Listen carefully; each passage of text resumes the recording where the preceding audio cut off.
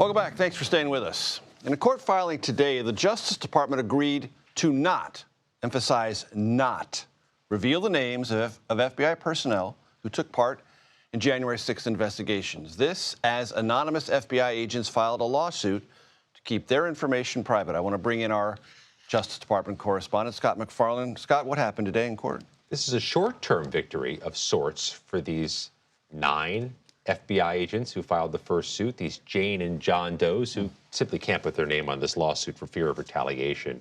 The department, under court order, has this agreement with the agents not to publicly release this very controversial list of names. Their names or everyone's names on the list? All 5,000 names, including those 9.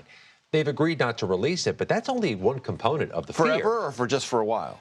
I think through the course of this order, this consent order that they've come into, it doesn't permanently preclude them from doing so.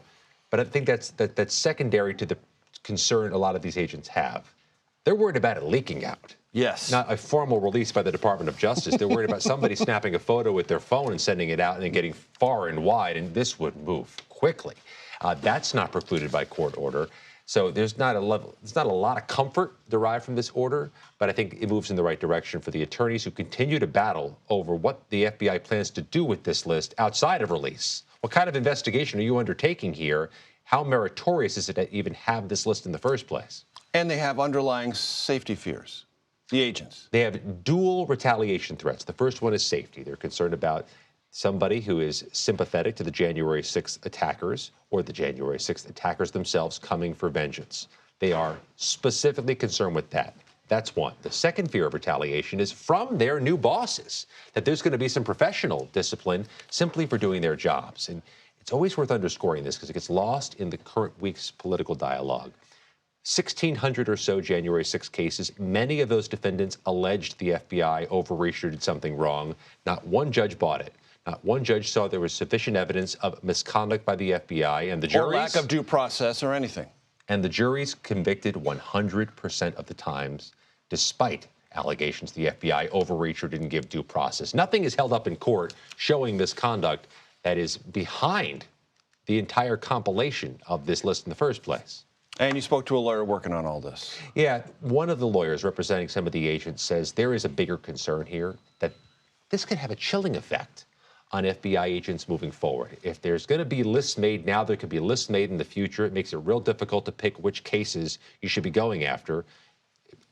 Throughout its history, the FBI has gone after whenever there's violations of the law, and there was sufficient reason to investigate. But take a listen to Pamela Keith, who was in court today and was in court yesterday arguing why this list is so toxic.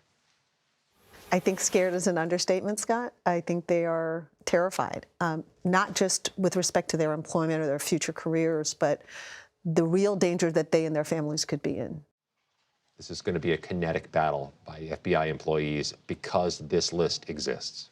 Quickly, the president said today there will be surgical firings of those within the FBI associated with January 6th. Yeah, it runs counter to the federal employment system. There's a different level of civil service protections for FBI employees than for those who work at the General Services Administration, but you can't just fire people. You have a process to show reasons, to show cause. That can't be done surgically. There was some underlying misconduct, some insubordination, something for cause. Something to merit an involuntary separation, as they call it. That takes time.